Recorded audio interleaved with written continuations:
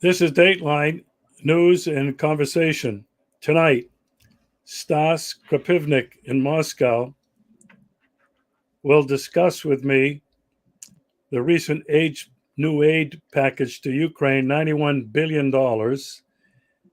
Where's that really going? What's it going to do? And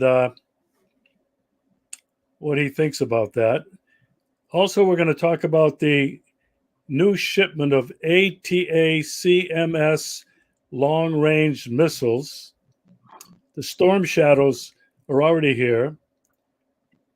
What does Stas think those are going to be used for? Will Russia be able to destroy them before they're even put into use? And finally, an update from the front. It's not going good. I want to hear from Stas what he thinks. Ukraine has a serious problem with recruitment, draft dodgers, and desertions surrendering on the front. Stas, welcome back to the show. Welcome. No, it's going actually very good. The front's going great. It could go better. It's not going good for the powers that be in the West. You know. All right. We'll talk about that. The tiny violin plays for them. As a friend of mine used to say, if you want sympathy, you look between shit and syphilis in the dictionary. All right. First of all, your take on the recent $91 billion aid package passed by the Congress, $61 billion of that going to Ukraine. Tell me what you think about that. First of all, so there are 3 aid packages that were passed because they passed them in 3 groups. But for all my dear American readers or listeners, better look what else got passed. The government reinforced its right to spy on you without warrant. The government reinforced its right to confiscate or force the sale of private property, companies in this case, without due process. Yeah, TikTok in that case. And TikTok, while we're on it, the real reason behind TikTok being a threat. True, you know, in China, TikTok is a whole different entity in that they don't allow the crap videos that Americans and others put up. They've got mostly educational, but the U.S. could have enforced that too. What the problem is TikTok runs in its own ecosphere of other programs, and part of that ecosphere is a very efficient payment system. A payment system that thus is a direct competitor to Amazon and to various other payment systems in the U.S., PayPal, and so on. So basically, it's the U.S. getting rid of competition that it can't compete with, because U.S. technology is getting old. It's not advancing even nearly at the speed that they claim. I mean, just look at the payment systems in the U.S. compared to Russia. America is about 30, 40 years behind in a lot of things. I mean, it's you got chips on your cards 10, 15 years after everyone else did. There's still people paying with checks in America. Yeah, most people in Europe and in Russia, you got to explain to them what the hell a check is. They've all forgotten about this. Or forgotten about it. Hell, everybody born after 2000 doesn't even know what it is and never has. So that's what TikTok is about, and that was also part of that bill. Now, as far as the other portion of the bill, let's see, money to Taiwan, what about $8 billion? So to stir up a war with China, because America needs war everywhere, otherwise America goes bust. Its Ponzi scheme collapses. 61 billion going to Ukraine. Well, it's not going to Ukraine, but it's earmarked what Ukraine would have to pay back. So we're at what, 68, and then the remaining 23 billions going to Israel so it can commit genocide, continue committing genocide, because that's where we're at right now. There's, you know, payback for Hamas, and Hamas is, in my opinion anyways, Hamas is a terrorist organization, but so is the state of Israel. And it's proven itself by committing genocide, by raiding hospitals and shooting people in their beds, by confiscating West Bank land, by blowing up women and children in Lebanon. by blowing up women and children in Syria, by assassinating people in consulates, by continuously provoking and continuously funding terrorism inside of Iran. Well, I judge you by your actions, not by your words. As for Ukraine, I'm sorry, I was just working the yard, so I got something in my eye that's itching like and a little hay fever on top of that. As for Ukraine, first of all, out of those 61 billion, 41 billion is going to the American military industrial sector. Now, as far as these aid packages that are getting ready to go, they're there already. You got to understand the way the system runs. Nobody was putting these aid packages together right now. There's a continuous stream of equipment heading towards Ukraine. It's mostly being stored in Poland across the border. And it's only been doled out to a certain amount because Ukraine has this tendency of having its equipment blown up. A lot of it's blowing up on its way. And not just blown up by Russian missiles, but by Russian partisans. That is the population living in eastern Ukraine. Just in Odessa Oblast, Odessa, southwest Ukraine, 3 trains, 3 NATO trains have gone off rails and were blown up by partisans. They're fighting to free themselves from the Nazi yoke that Washington has brought them. Washington, London, and Paris, and the rest. So that's the fight that's going on, the good fight. Partisans are back in action. So all this equipment's already there, a good chunk of it. The companies were producing this equipment continuously, whether or not Congress was fighting or not. The equipment was being produced at the expense of these American companies waiting to get paid back by the American government, which they're getting paid back now. By the way, what wasn't in this bill? First of all, let's review this bill. What wasn't this bill? This in Russian is a little bit insulting. It means zero, zilch, nil. That's what you Americans get for your border. You're going to be invaded. You're going to be bent over a barrel, and you're going to be done like a cheap whore. And you better be thankful because Uncle Sam loves you that much. He's going to keep flooding you with everything and everybody out of the whole third world because those people are more controllable than you are. Pretty much so. Soon you will be too. The southern border, don't give a damn. None of your Republican leadership does not give a damn, including Trump. All you Trump supporters that think Trump's going to save you, he ain't going to save you either. That bill passed because of Trump. And Trump, the only thing Trump changed in that bill was it was no longer a giveaway to Ukraine. It was now a credit. Of course, Ukraine can't pay anything back, so it's still a giveaway, just a different name for it. And Johnson with Trump's backing was the one that helped push it through. And Johnson's a sellout, like every American politician, just about every American politician. So let's get this straight. House Democrats are the minority. House Republicans are the majority. There are 435 representatives in the House. The majority are Republicans. 21 of them said country and people first. In my pocket way, way later. And all the others said, give me the money. Because they're getting kickbacks like it ain't no tomorrow. And they're going to get rich. And they're going to be on their boats. And they're going to be giving you the finger. There's to the American people that voted us in. And they'll come back to you in 5 years and go, hey, vote me back in. Because I want to get a little richer. And you're going to be stupid enough to do it. That's the American way. Because you know what? The American people have been conditioned for one thing. Oh, hold your nose and take the worst and vote for the least, the piece of shit that stinks the least. And then, oh, we'll get it on the next election. There's always the next election. That's your brainwashing right there, right alongside of you're the exceptional nation that the world can't live without. It can't, trust me. And a chunk of the world's already living without you and doing quite fine. Us number one, and Russia is the number one example. So there you go. Border, nothing. Ukraine, the oligarchs, and the kickbacks to Congress, everything. How do you feel about that? Well, it's good to know how you feel about it. I'm hoping a lot of people are getting pissed off. I'm hoping the Confederacy is getting pissed off and being gang raped by Washington again. Yeah. 1860, baby. There aren't enough Americans who have woken up to what you just talked about, which is the insane, obscene amount of money that their government has been spending on war. They have not woken up to the fact that their government is $34 trillion in debt. Just the payment on the interest every 100 days is over $1 billion. 1 second. I want to correct you a little bit on that.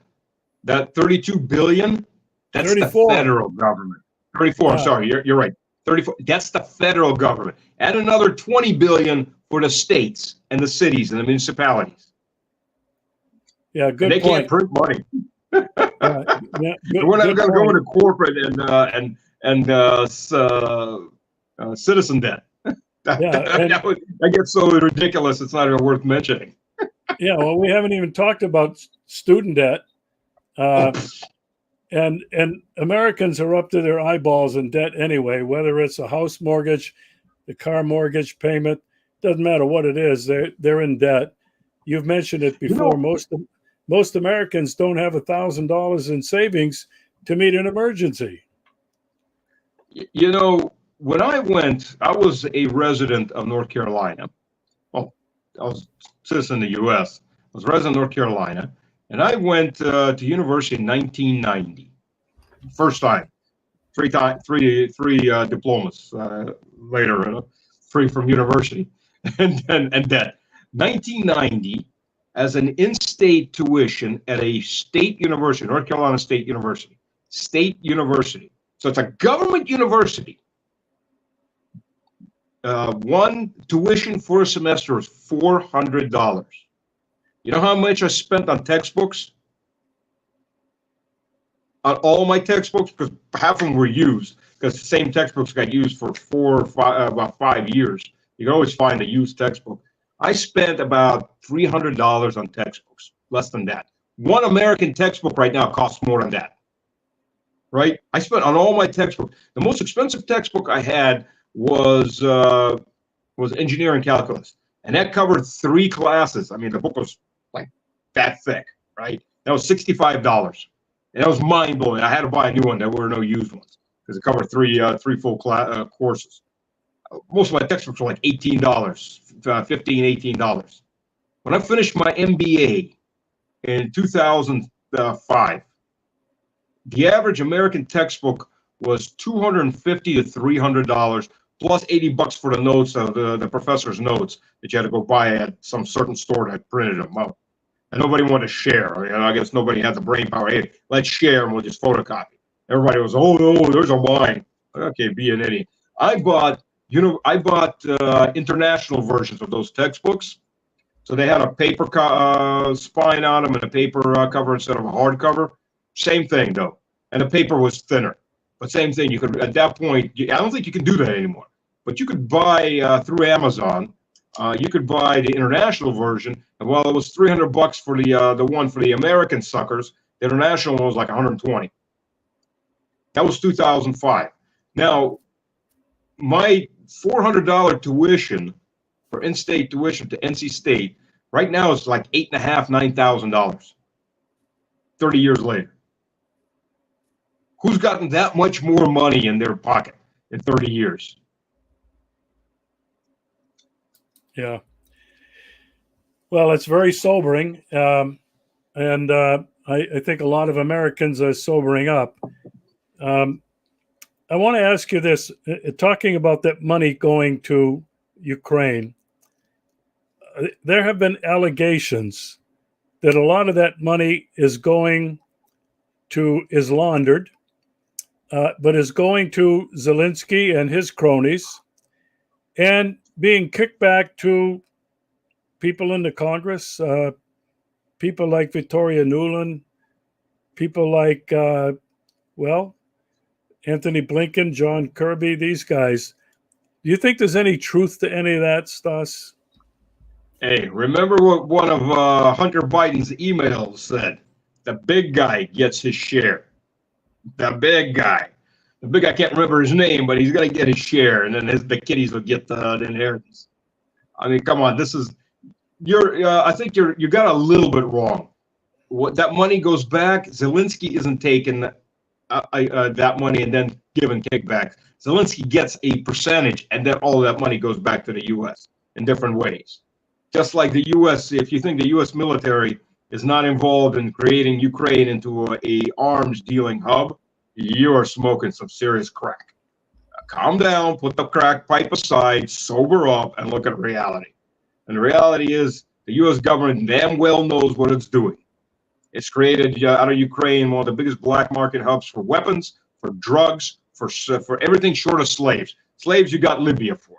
They created Libya as it is now as a slave market after they destroyed Libya fully. So that's what I mean. That's what it is. It is what it is, and the U.S. government damn well knows those weapons are going everywhere. They want them to go everywhere.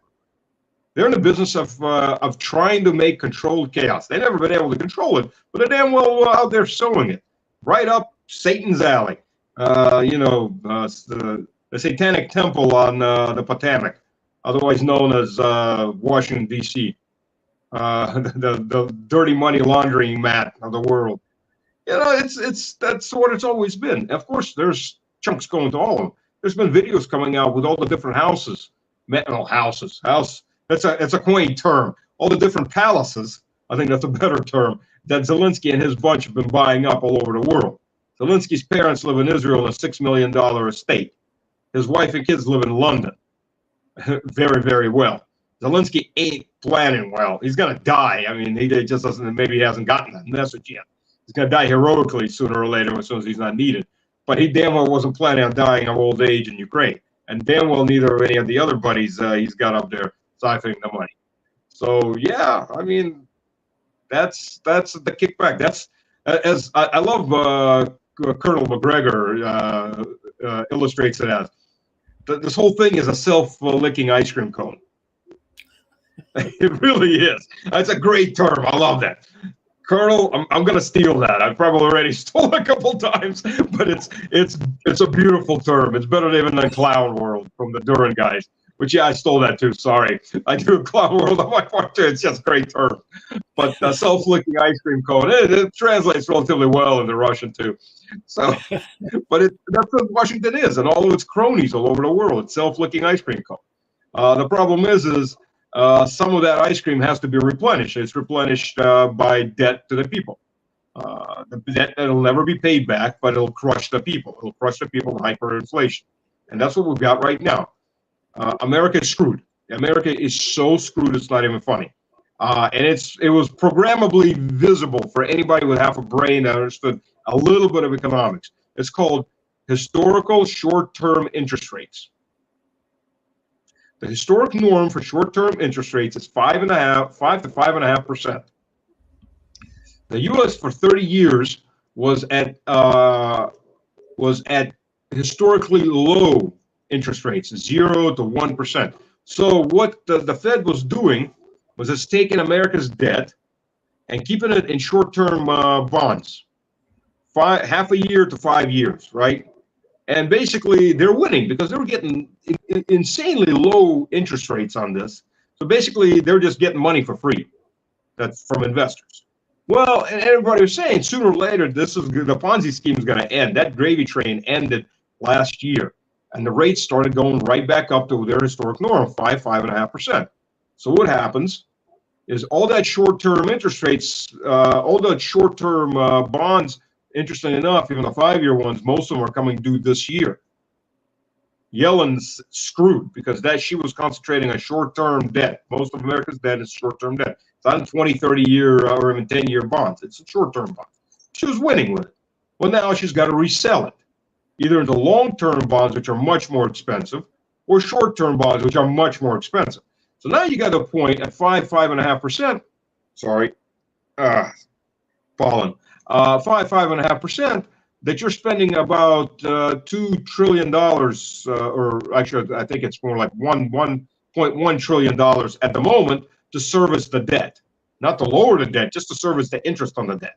So the American debt is now going up at a pace of $1 trillion every 4 months, so $3 trillion in debt, but that's accelerating because now that debt has to be serviced, and it's serviced by debt. And that debt has to be serviced. And it becomes the drain in the toilet. And then somebody flushed it, and America's flushing down that drain. Sure, they can print all the money they want. It's called hyperinflation. And all the little people are going to get much littler, because that's just going to drop them and crush them. And the thing is that if you look at the debt crisis in nations, so you get two things that are going to go here. First, you're going to get the debt crisis, sovereign debt crisis. And if anybody doesn't know what that means, go look up Italy, go look up Greece, go look up a lot of other countries. And what you'll see in that chart, is that 5.5% is the norm, is the historic norm. Doesn't mean it can't go further up than that. And boy, does it go up further than that. Because as it goes, normally you got this chart that's going slowly, increasing, and then whoop, it goes straight up. Because what happens is investors are looking at it going, okay, yeah, they got relatively low debt. I'll give them my money. They're not going to collapse. They'll give me my money. Sure, I'll earn something. It's safe. It's not as risky as stocks. Then they're going to look at the bigger debt. Oh, wait, that's risk is, okay, let's go back to the norm, 5%. And they're going to one day look at it and go, wow, that debt is so damn high, I will probably never get my money back. Maybe. But if I give you my money, I ain't taking 5.5%. I'm taking 10%. The next guy's going, well, I'm taking 12%. And the next guy, and then the next panic wave, I'm taking 20%.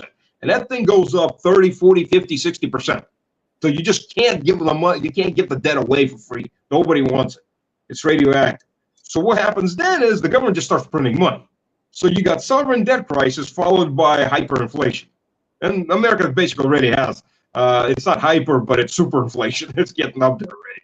So you'll get both crises. And then what you've got is a destroyed economy, destroyed no savings, because they just get wiped out instantly. They get inflated away into nothing. Salaries get inflated away into nothing. And you've got a crushed population. And you're basically your average Latin American entity. Doesn't sound like to me you're ready to go back to the USA anytime soon. I'm not going to sit in jail for the rest of my life. Thank you. I still have things to do. All right. I'm pretty sure I'm on the enemy for now. I want to pick your brain now on military stuff. The shipment of ATACMS long-range missiles. The Storm Shadow has already been there. How do you interpret what is going on, Stas? Well, first of all, the ATACMS have already been there. The ATACMS have been there for almost a year. The difference is the ATACMS that were there were shorter range. They were reprogrammed, smaller fuel tanks. So they only had about 300-kilometer range. These ATACMS have a 500-plus kilometer range. So what that means is the Ukrainians theoretically can hit the outskirts of Moscow. And they can hit all the cities in the area. And they will. Try anyways. I'm not saying they will hit.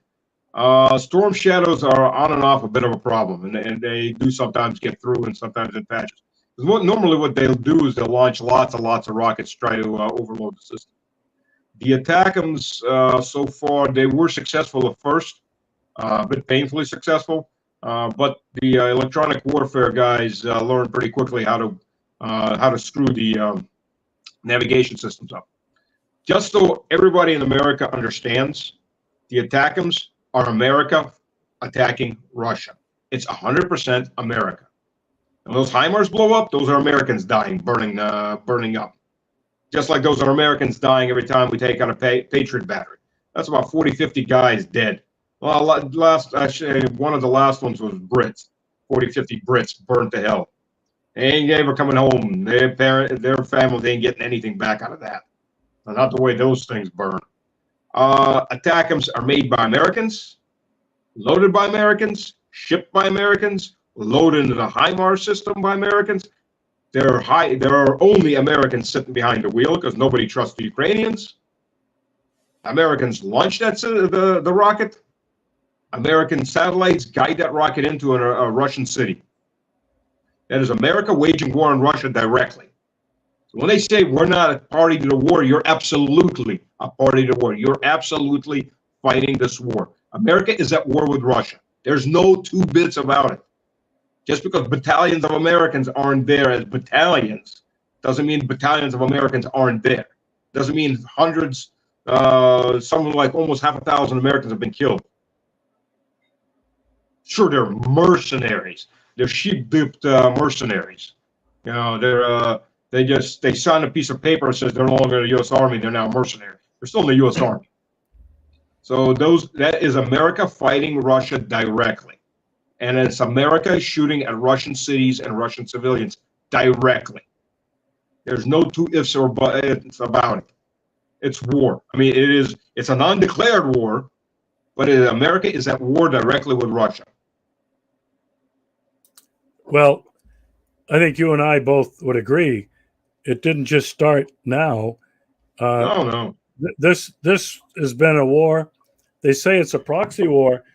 Baloney. I mean, United States right now, some estimates have pumped in $230 billion worth of aid and weapons and instructors and actual operators of those systems. I don't know how anybody can say it's a proxy war. It's a direct war of the United States against Russia on the playing field of Ukraine, the doorstep, the welcome mat to the Russian Federation. Now, Back to these ATACMS and Storm Shadows. It was a big story when a recording of those German generals were planning an attack on the Kerch Bridge with Storm Shadow missiles. These ATACMS, extremely effective. I'm living in Crimea, and we have been attacked several times with drones, aerial drones, marine drones, missiles to Sevastopol and to the Kerch area. I have to believe that those ATACMS are going to be looking to come to Sevastopol and the Kerch Bridge. What do you think, Stas? Kerch Bridge, absolutely. It's not a military issue because the Kerch Bridge is no longer used for military purposes. There are land routes that now connect all the provinces directly, and land routes that are both rail and road, brand new roads. It's amazing how fast those roads were built and how thick the asphalt is. It's thick to handle heavy traffic, heavy equipment traffic. So blowing up a road doesn't do anything. You just make a big hole in it, the hole gets filled back in, and so on. Now, even the bridge, they can't destroy the whole bridge. That's an interesting thing. It will get rebuilt. Any section that gets hit will get rebuilt. It may take out a month or two, but it will get rebuilt. Now, it's a specifically civilian target. It's the impotent American, impotent British, impotent whole attempt to do something, because they're losing pathetically right now on the battlefield. And the only way they're going to stabilize that battlefield is to pump in NATO. And what they need to understand is Russia's waiting for it. Most Russians are pissed off enough. They're just waiting for NATO to come in there to start butchering NATO. The Russians, we're not going to back up. We're never going to back up. We got nowhere to back up. And we know damn well, everybody's screaming over there, decolonize Russia. That means balkanize Russia, break it into little pieces, kill the country, kill the future of the children, kill the children, period. So yeah, behind us is our wives and kids. It means dying to destroy whatever's come in, fine, so be it. It's worth it. Because behind us are our wives and kids, and we'll fight to the end, including the nuclear end, if that's what it takes. And the only way they're going to stabilize Ukraine is pumping in NATO and let those NATO idiots die for whatever Soros and company and Biden and every other crook that owns them. Because you're not fighting for your freedoms. You're not fighting for anybody else's freedom. You're fighting for the big money corporate ownership. Might as well put the logo on, rip off that American and French flag, and put on some corporate logo that whatever's paying your salary to the moment. So that's what it is. I mean, that bridge is there. It's gonna stay there because it'll take hundreds of ATACMS to wipe that bridge out. It is a big bridge. It is a very long bridge. Anything that gets hit will get replaced.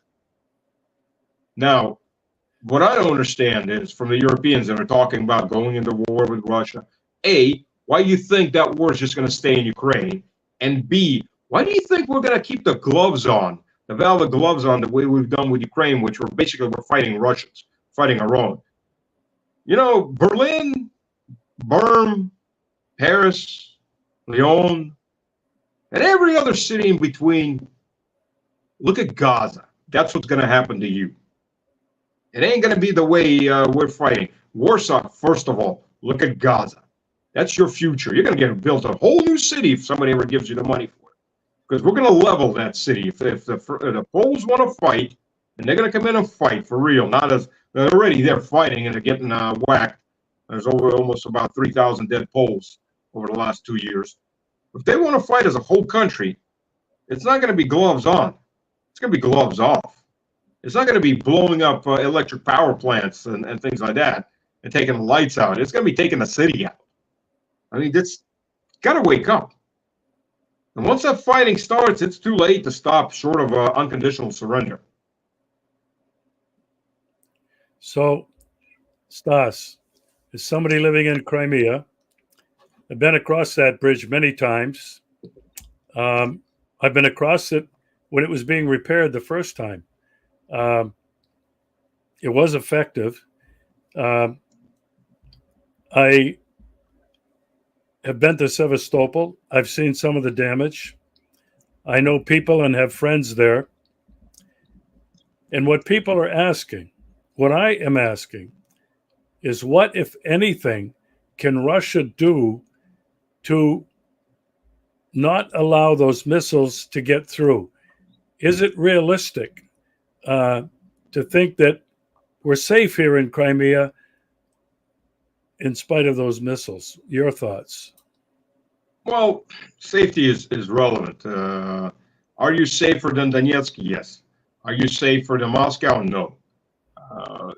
Will the city die? No. Look at Donetsk. It's been artilleried by everything that the Americans and the British and the Germans can give Ukraine for the last 10 years. The city goes on. Most of the population, a lot of the people left at first, but then they returned, knowing that they even call it the Donetsk roulette. You go out to work, you don't know if you're going to get whacked on it. You got drones dropping grenades on crowds, literally. Though that's getting harder and harder because the front's getting pushed back further and further. So they can't do tube artillery anymore on Donetsk. Now they're down to rocket artillery. But that's the reality. What they do normally is they try to overload the defensive system. Some defensive systems get destroyed. Yeah, we had a few destroyed in Crimea last month. So, but they get replaced. The only thing that you can do is saturate anti-aircraft equipment into the system, to saturate anything coming in. But they throw bigger and bigger packages of cheaper junk missiles to try to overload the system. And there is no system that cannot be overloaded. So yes, there is a risk, and there will be a risk until this war is ended successfully. I have nothing else I can say. The only way to defend Crimea is to move the Ukrainian border 500 kilometers to the west. Well, we're getting to that, but before we talk about what's going on the ground, I get a daily report. An American living in Panama, he's a multilingualist, does a daily report based on sources within Ukraine, official sources, their media, patriots who are on the ground, who provide him with information. And according to him, and he's been doing this now for well over a year, Russia has increasingly been bombing and shelling all parts of Ukraine, including Lvov, Kiev, Odessa, Kharkov, Zaporozhye. I can't understand how Ukraine can continue to fight when they've blown up railroads, bridges, highways, trains, and manufacturing places where they manufacture drones or they repair equipment. With all of this, and I assume that it's true, how can Ukraine continue fighting, Stas? Well, Ukraine can continue fighting as long as the West continues giving it equipment. And though it's less and less effective because those guys that were trained in that equipment for a year, they were actually never for a year. They were given 4 to 6 week training. They're not there anymore. Most of them have been killed. That was the summer offensive, where 80,000 men died to take 100 square kilometers, which sounds big. So actually, it was 120 square kilometers. Sounds big, but 100 square kilometers is 10 kilometers wide, 10 kilometers deep. Well, for the Americans who are challenged on the metric system, that's 6 miles wide by 6 miles deep. 80,000 Ukrainian men died to take that. That's Versailles, man. That's like Versailles. And by the way, Robotin and the village that at least 20, 30,000 of them died to take, that's back in Russian hands. Like 90% of the village. So the last, not that there's anything left of the village, they're really just fighting over wrecked walls and basements and cellars. And all of it's for nothing. And actually, they shouldn't have even stayed in that pocket that they created for themselves. Any military strategist would have looked at that if he was looking at it sober-wise and said, no, that's ridiculous. Get them out there. It's a bulge that's going to get cut. But they had to stay there. Otherwise, politically, that would have been a very bad look. So another 30,000 Ukrainians got a chance to die or be maimed so that American politicians and their narco baron Zelensky, who, by the way, his reign officially ends as president in May, about the 21st of May. Because he canceled elections, he's going to stick around because that's how democracy works, or demonocracy works. So you cancel elections and you're the defender of demonocracy. So yeah, so they're getting pushed back and the quality of the soldiers are dropping. Sure, a lot of those guys are on amphetamines. And the amphetamines are no longer in syringes. The amphetamines are now in the food. America shipped them new rations full of amphetamines. So they get stupid on that, and then they go in body waves and attack. Because what does amphetamine do? Amphetamine switches on your adrenaline gland and doesn't let it switch off. And it deadens you to pain, it deadens you to common sense, and it deadens you to anything that says, hey, this isn't good for my health. I'm going into an artillery shelling, and maybe I should just drop down and not go. No, they'll keep going because they're whacked out of their mind, and pretty soon they're whacked out of their body too. As a matter of fact, a lot of these guys, about a third of the prisoners, they don't survive the first 2-3 weeks because then they go into mass withdrawal. And when they hit that mass withdrawal, if they got any kind of issues, a lot of them die off, heart attacks and so on. I've talked to a guy that did a documentary on this about a year ago. And he's like, yeah, most of these guys don't, about a third of these guys don't survive the first 2-3 weeks in captivity. You know, their body just starts shutting down. So they're meat. They're absolutely meat. If they don't die on the battlefield, they'll die as soon as the war is over. Nobody's giving them American amphetamines. It's genocide. It's absolute genocide. Well, and in addition to that, the number of people who are surrendering, defecting, is growing all the time. There are reports that there's even some fragging going on. Anybody that remembers the period of the Vietnam War, fragging was when the troops, the grunts, were killing their superiors. Throw a grenade in a guy's tent or in a guy's quarters. I've heard the same thing has been happening in Ukraine. Now, another thing, before we talk about really what's going on the front, the big news, and it has been big news here, I don't know about the United States, Zelensky passed some laws recently. He can recruit now 16-year-olds to 60-year-olds, but they have a terrible recruitment process. Nobody wants to sign up. 30 people drowned crossing the river trying to escape. I don't know how many million are already out of the country, and Ukraine wants these European countries to extradite them. Nobody seems willing to do that. What are your thoughts? What are your thoughts on that?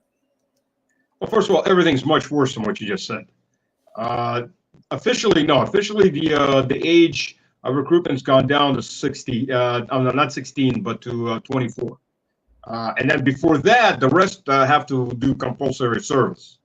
So that, but the reality is, this law doesn't change anything. The mobilization law, as far as mobilization, Ukrainian press gangs have been going around picking up everybody from 15 to 70. And there are 14, 15-year-olds being taken prisoner. And there have been several 70-something-year-olds being taken prisoner. Down syndrome, people missing arms, everybody gets to go die. And now the women are starting to get in press gang. And as a fact, they've come out flat and said, in the Ukrainian constitution, women and men are equal, so women have to be press gang just the same way to go fight. Well, not saying press gang, but mobilized. Press gang. The more idealistic dummies are still going out of the women. There aren't too many idealistic men going anymore because none of them are left alive. Now, having said that, it's not 30 people that drowned, just like it wasn't 44 people that were burned alive in the Union House in Odessa. In the Union House, there were well more over 200 that were burned alive by the Nazis in 2014. And as far as drowned, it's several hundred, if not more. They're pulling bodies out constantly. These guys are desperate to get away any which way they can. A lot of them drown. They're not prepared. The water's still cold, relatively coming out. So then they're drowning. A lot of them are drowning, especially the ones that can't swim very well or haven't prepared. So it's much worse than that. So now what they've done is if you're male and you don't have and you haven't signed up in selective service, is basically what it is. Renewed your documents, and they can only be renewed in Ukraine. You can't renew your documents like a passport.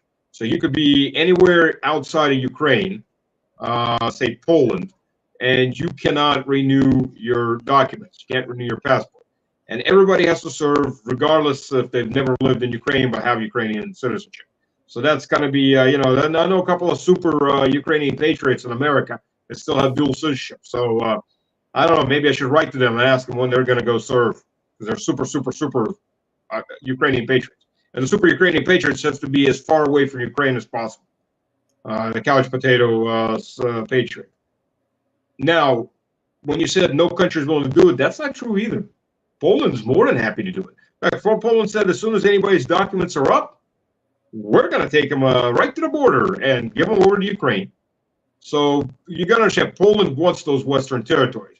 The last thing Poland needs, except for those people in those territories that have the Polish card, which is basically a green card from Poland that says you're Polish by nationality, or close enough anyways. Those people they're not going to give up because they consider them Poles. And the Ukrainian kids from the refugees in Poland, they're going to be Polonized. They're already being Polonized in Polish schools. So they're not going to give those up, because that's part of their next generation. They'll be fully Polonized by the time they get out of school. Now, as far as all the rest of the men, who needs them? They need to be dead. And the best way for them to be dead is to be on the battlefield, dying. And the Poles are going to do everything they can to get them out there. Get them out there and hold the line. That's all they got to do is hold the line, any line, while the Poles are militarizing. And everybody else in Europe is militarizing for the big war. This isn't the big war. This is like the prelude. This is that's all this is. This is the prelude to the big war. So by the way, the Latvians, Estonians, Lithuanians have all said they'll help. They'll send Ukrainians over there. So if you're a Ukrainian male and a professional one, the only chance you get to live if remaining in Europe, because believe me, once the Poles have started doing this, everybody else will too. They don't need you. You need to go do your duty and die for their cause. The only way you get out of it is to run to Russia. That's the only way you get. But if you're going to come to Russia with we hate Russia, believe me, you'll get sent right back to die for the vessel real quick. Nobody's going to tolerate that. There was a kid. You got to be a grade A super idiot. I'm not going to mention his name. He was a 6th-year medical student in Moscow State University. Ukrainian from Odessa, collecting money to support the Ukrainian side of the war and posting all kinds of Nazi crap. He was given an order to leave Russia in 3 days. That was basically a week ago. So off he goes. He can now go fight for Ukraine because that's exactly what he's being deported to. He gets deported to Ukraine. He's going to get shoved in the front lines. He won't collect money, so there he is. He gets to die for Ukraine now. So there's plenty of idiots like that. And all of them, I think they all deserve to get what they want, whether they really want that or not. They want to support Ukraine, they can go die for Ukraine. All right, let's talk about the front. I think a very telling sign was that the Ukrainian top general is ordering a strategic retreat. From where? The entire front? From one particular area? I'm sure you're aware of that. To me, that was pretty significant. Yeah, and the good part is that Syrsky. Syrsky is General 200. So your readers understand. 200 in a Soviet system, maybe even Tsarist Russia, I don't know. I think it's a Soviet system. When you code casualties, you've got 200, 300, 400, 500, 600. Basically, it's a code for casualties. 600 is deserters, or I think 600. Yeah, 600 is deserters. 500 psychologically damaged people. Don't remember what the 400 was. But the 300 are WIA, wounded in action, and the 200s are KIA. So he's General KIA because he loves throwing his troops into meat grinders. So, but now he's actually ordering a retreat. So, you know, things have really gotten bad. So all you French guys, please don't do what the first 100 did and didn't write their wives and children and their mothers a goodbye letter and got killed without being able to do that. All you French guys, go start writing a letter because a lot of you are going to get to die soon. Because Macron's going to send you and you're going to go like good little Muppets and you're going to be dead. Because that's the only way they're going to be able to hold that line any longer. That line's going to push back all the way to the Dnieper River. So the Russian army, sooner than later, is going to take Kharkov, going to take Dnipropetrovsk. It's going to be sitting, it's going to take eastern Kiev, which is on the other side of the river. And then we move into across the river into Zaporozhye, which is Russian territory. I'm sorry, Zaporozhye is north. Going to go into Kherson, which is across the river, and then we'll go straight to Odessa, which I guess the French and the Romanians are going to make their stand there. So, okay, so more Romanians get to die in fighting the Russian army. Nothing new for Romanians in the last 80 years. All right, when do you think it's going to happen? Do you think there's going to be a massive Russian offensive coming up here now that we're going into late spring and early summer? I very much hope so. I mean, look, this war with NATO is going to happen. So it's better it happens now for us than for NATO, before NATO can fully remilitarize, reindustrialize its military sector, not its civilian sector. Civilian sector is going to continue withering. So for us, I mean, the big war, we're better off now than later. And we're still expanding our production.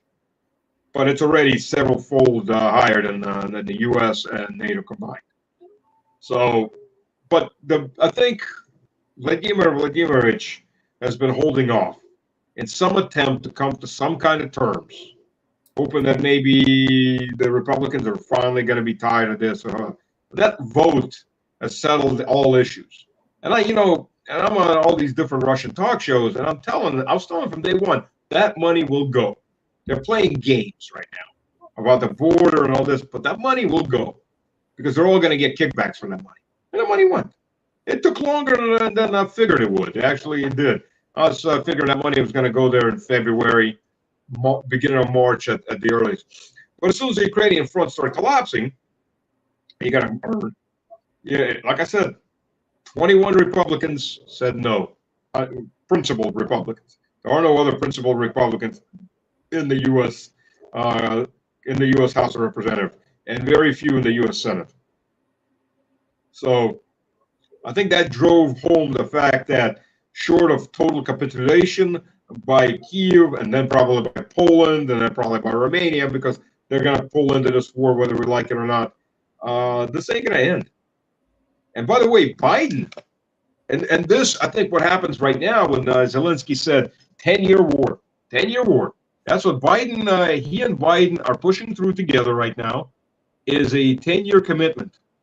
So even if Trump suddenly actually wanted to do what he used to promise doing before he became a total sellout, surprise, an American politician, a sellout to big industry. You know, even if he wanted to end the war, he can't end the war because the money's going to keep going. They're putting together a 10-year plan. So all you Americans watching your houses rot or watching your train cars go full with chemicals flying off and destroying your property and poisoning your wells and all the other stuff, don't worry. Ukraine will get its money a lot faster than you ever will. You just keep paying. You know, I have a friend, a foreign journalist, who has been living in Donbass at least since 2014. And I saw him last week and we were talking. He is absolutely convinced that the big war is coming and coming very soon. Poland, the three Baltic countries, Latvia, Lithuania, and Estonia, are acting like fools. Romania on top of that. And I said, are you serious? I mean, you really think like France, Italy, Germany, Spain, Portugal, these people are going to come into this en masse? You think, I can't believe they will. Their economies are so devastated. War is not going to prop them up. Their war industry is already in collapse, really. They can't produce enough stuff. But you really think there's going to be a big war? First of all, they can produce equipment. Let's not fully say they can't produce equipment. In fact, Rheinmetall got its first order in probably almost 10 years for brand new Leopard tanks. Granted, it's 85 tanks. It'll take them half a year to build it at this moment. There's still enough industry left, more enough industry left to do this, especially with the French, more so than the Germans these days. But again, it's going to go at the expense of the middle class and the expense of the commercial industry. It's going to go to the military. There's only so much pie. The military is going to get the vast, vast majority of that pie. And the peasants are going to get pushed into the war. And no, they're not going to get a chance to protest. Parties like the Alternative Future for Germany are going to be banned. They're doing everything they can to discredit them right now, and they're going to ban them. As soon as the fighting starts, there's a whole new logic or array of possibilities that opens up. And these guys are going to get banned. It's simple as that. So, you know, if you think you're going to protest the war when the war started, no, you're going to get handcuffed, beaten, and shipped off to the front. And that's the end of your protest. Go protest when the shells are falling on your head. If you want to protest any future war, you best be doing it right now. And the Germans have a really, really bad historical habit of following really bad leaders to the very, very end. I just hope the Germans understand. We've taken Berlin 3 times in 300 years. You've never taken Moscow once. We come back the 4th time, ain't no giving back. Project Germany is over. And Germany will never be another unified country again. Shouldn't have been unified after the last time. It damn well won't be unified after this time. And I think we should decolonize France too. Into the Burgundy, go back to France. Hell, we can decolonize England.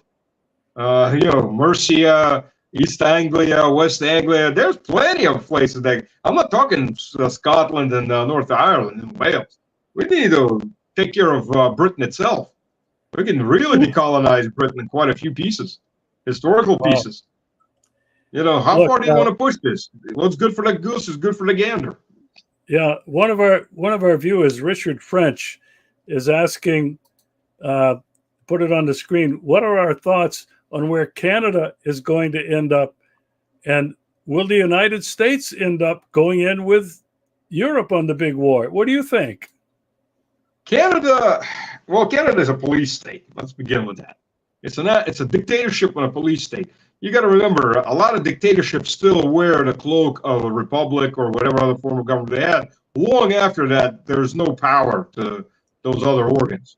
Canada is a dictatorship. Any country that can shut down your bank account, steal your money, steal your life, basically, ability to live, for protesting its actions. Yeah, tell me again about your freedoms. Your freedom is you've got lots of freedom as long as you do whatever the government tells you to do. Yep, Canada is a dictatorship. Canada is also a resource basin for America and not much else. Canada has been basically deindustrialized. Canada is raw resources for the U.S. It's a vassal slave state that's being pushed into different wars that have nothing to do with Canada, have nothing to do with Canada's future. Canada had a bustling high-tech sector of its own back in the 70s and 80s and going into the 90s. Canada was the telecom sector in Canada was way ahead of the U.S. You know that. You remember when the telephone, when Ma Bell was broken up, and Ma Bell was dying, and the only phone in America you could get was the one you rented from Ma Bell. It looked the same thing as the old Soviet phones, these giant phones. You'd see on on presidential desks, the big phone with and that's it. No bells and whistles. We got the first new phone. We went to Canada on vacation. My parents bought a new phone, and then all the phone stores were getting their phones from Canada, and all of a sudden you could buy actual modern phones. Well, for that time, that didn't look like they came out of the 1940s. Canada had a bustling sector that has been destroyed. The same thing as Japan's been put in a permanent recession by the U.S. starting in the mid-1980s. When Japan took too big of a chunk out of the U.S. market that was growing too fast. So the U.S. crashed its economy, and Japan has been a sick man of Europe ever since economically. Canada's the same. Canada didn't get crushed. Canada got wiped out. Canada is nothing but a resource basin. Now, resource basins can't say much about what their future is, because the moment somebody doesn't buy your resources, you go bankrupt. So that's how Canada went. I don't see much of a future for Canada. It'll do whatever it's told. And the police state satrap Trudeau there, he'll do whatever Washington tells him to do.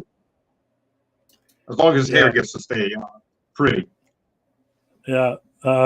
Richard French and a lot of other people in Canada and the United States are thinking about going somewhere else. I think that's where a lot of people have at. Stas, if you're thinking, don't be thinking, be doing. Because while you're thinking, everything's crashing around you, and you're not going to have the freedom to leave. That door is closing. It's not just going to close. It's got padlocked, barred, and welded shut. And that's just how that's going to be. So all these people are thinking, years of thinking. Nah, man, light a bonfire under your arse and start moving. Because it doesn't matter where you're going to go, Russia or Panama or whatever. Your time is about up for planning and working and doing something about it. Well, I think it's the hope of a lot of people who are hoping and praying that Mother Russia will emerge victorious. I think you probably feel the same way. We will. But, I mean, I got to be honest about it. We're going to lose millions of people, and Europe's going to lose tens of millions of people, if not more. I mean, that's the reality of it. This is a big war that's coming up. We're not going to be immune from hits. And the West is definitely going to get pummeled. We're going to do everything to pummel it because that's how we're going to survive. Unfortunately, but that's the fight that's been given to us. So, the human misery factor is going to be huge. It already is huge, but it's going to be much, much worse. Any economic crashes, it's a huge misery factor. I don't really wish it on anyone, but that's the fight we've been given. So, okay, that's the lemons. We'll do with them what we can. We're not going to make lemonade. We're going to throw them back like rocks. Spray them in the eyes of our opponents. One last question. Yes or no? Okay. Is there a maybe? Russia, Putin have all said, if the motherland is invaded, and threatened, they will use nuclear weapons? Yes or no? I think that's more like if everything's collapsing and it's over, they'll use nuclear weapons. There's no point in using nuclear weapons. I'll tell you why. We're going to win this no matter what. Once you throw nukes, there's no going back.